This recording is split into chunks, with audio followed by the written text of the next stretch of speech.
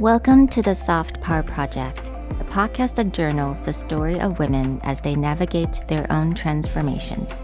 I'm Sherry, a certified coach and your host. In my mid-30s, I made the bold decision to reinvent my life. Now in my 40s, I'm sharing that journey along with the stories of women who inspire me. Like you, we're embracing growth to become our highest selves. Let's celebrate the power of self-exploration, one story at a time. Hello everyone, welcome back to Soft Power Project. Today is July 2nd. We're officially in the second half of the year, and I'm sure a lot of you guys are thinking, wow, time has passed. And start thinking about your goals and what you want to achieve in the second half of the year. Or maybe a lot of you guys are on vacation, which is good for you. I hope you guys have fun. But today I actually wanted to talk about the 3 things I am learning to unlearn in the past 6 months. And trust me, there are a lot, but I'm picking the 3 most difficult things for me to unlearn. They're not sexy to talk about, but I'm going to talk about them anyway. And number 1 is to show emotions means I am too much.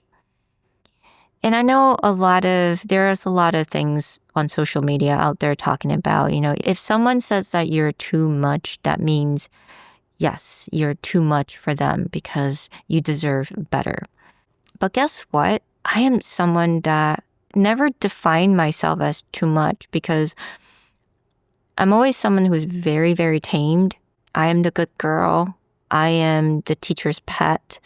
I am someone that's very quiet. I would go on long trip with my parents, traveled, and we would be in the car for like 3-4 hours. And I would not make a sound. And I was like 4 or 5 years old.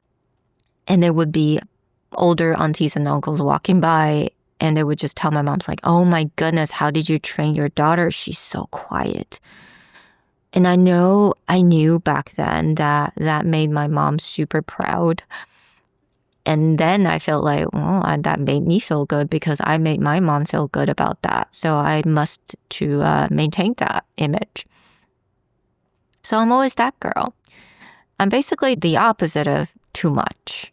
So I learned to put away a lot of emotion, but I didn't even know I was putting away emotion. I just thought, I am just really quiet. I am good. I am very easy to get along with. I'm that girl. But there were times in my life throughout my childhood where maybe I just forget to put up that front, that wear the mask. And I just started talking to my friends, and I would get told on by teachers. And there were other times where I volunteered to speak in front of the class when I was in high school. And my friend at the time would immediately said to me, why do you want to show off? And that really hit me. And I felt like, well, if talking in front of the school and volunteering to do that makes me too much, then emotions are bad. So I've always been someone who never show any negative emotion. Because every time I show negative emotion, I would also not be rewarded for that.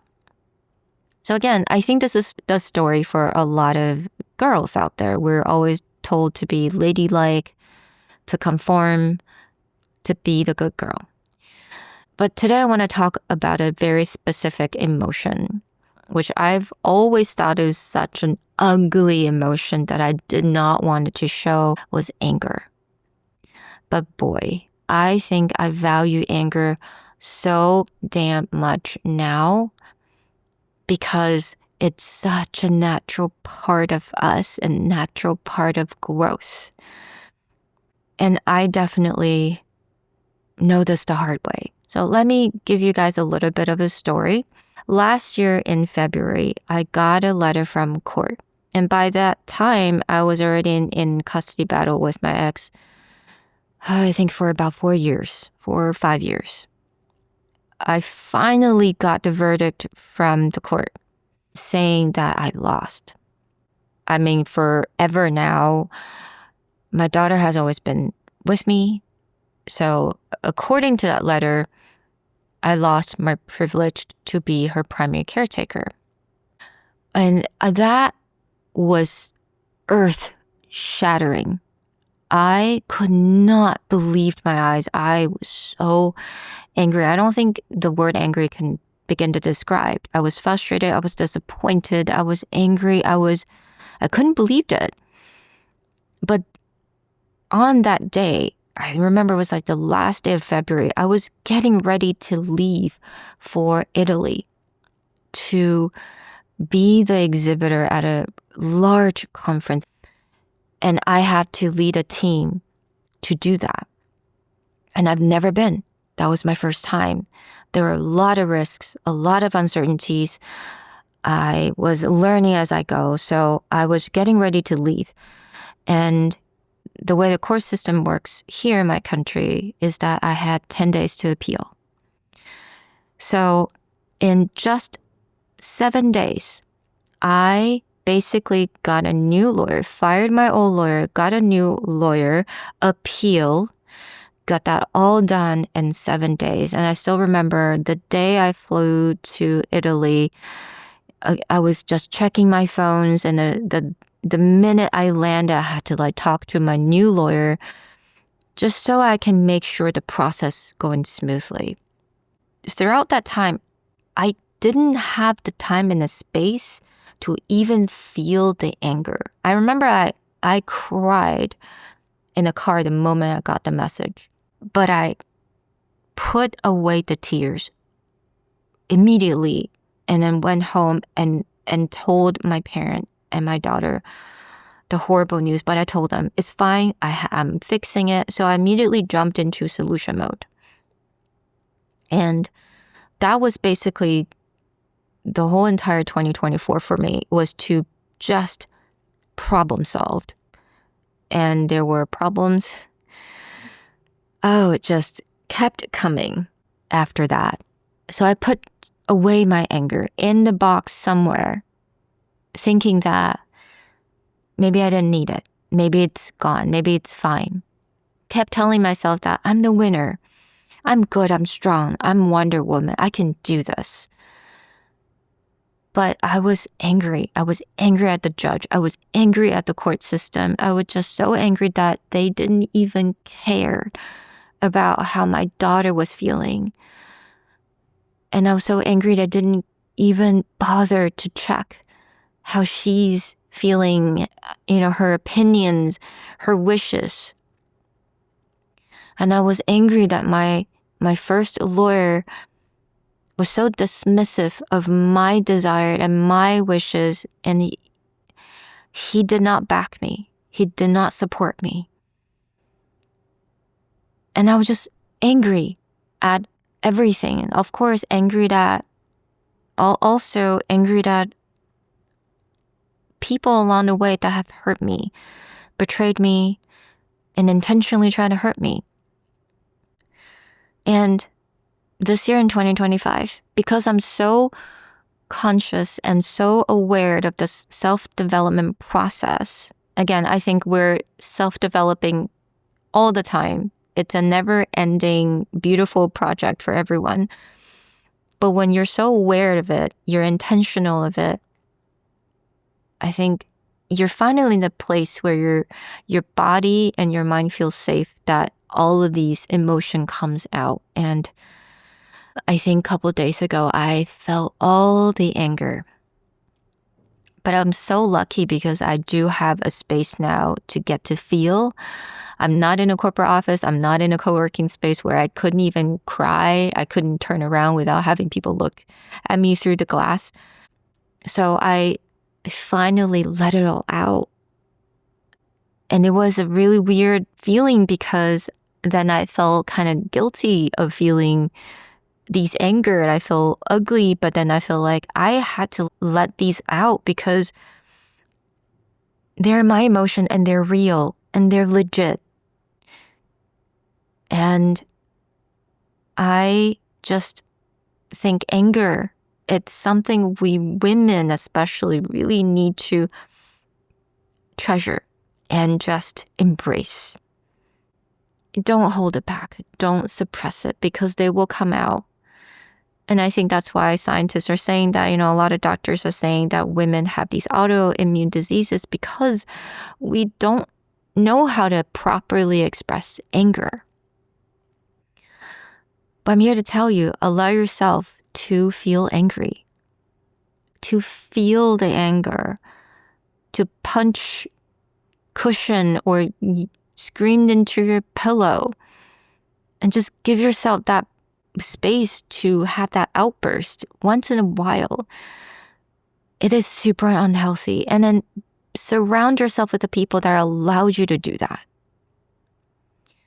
The second thing I wanted to say that's really difficult for me to unlearn is being productive means I'm worthy. So as a child, I grew up in a family where my dad valued work. If I sit on the couch for more than 10 minutes, he will be telling me off and say, you go read a book.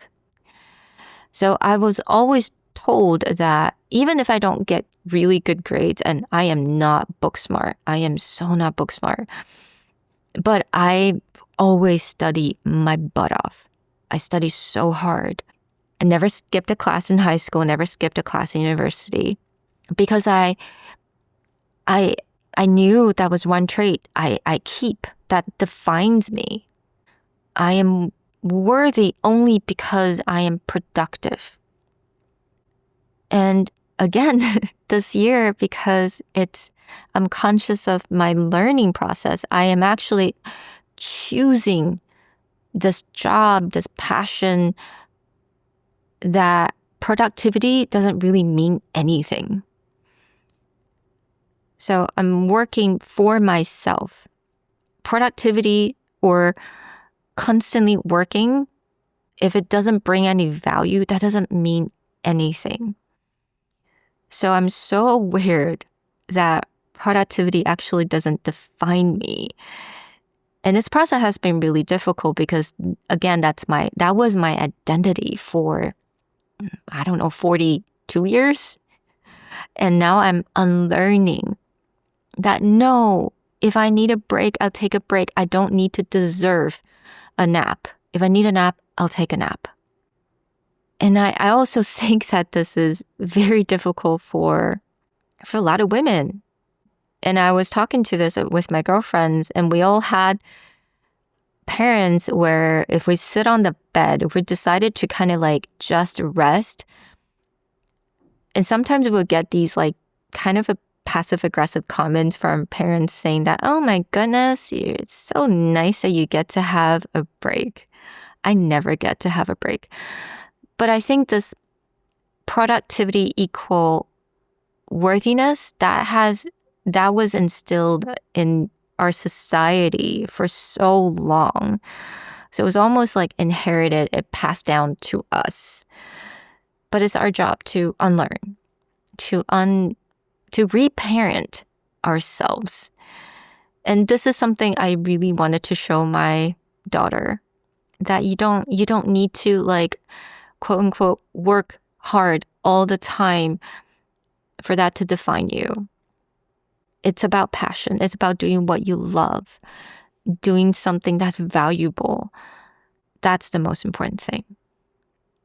And the third thing that I'm unlearning is triggering others means I'm a bad person.